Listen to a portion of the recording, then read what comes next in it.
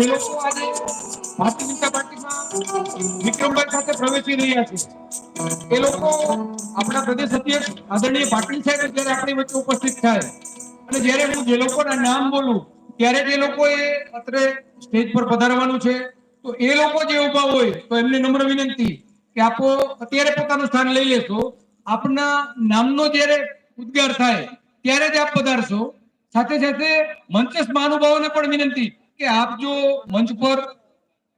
આપ અપેક્ષિતની શ્રેણીમાં ન હો તો એવા આગેવાનોને પણ નમ્ર વિનંતી આપો સામે પોતાનું સ્થાન લેશો। પાછળ હજુ ઘણા મિત્રો ઉભેલા જણાય છે, એમને વિનંતી કે ઝડપથી આપનું સ્થાન લઈ લેશો।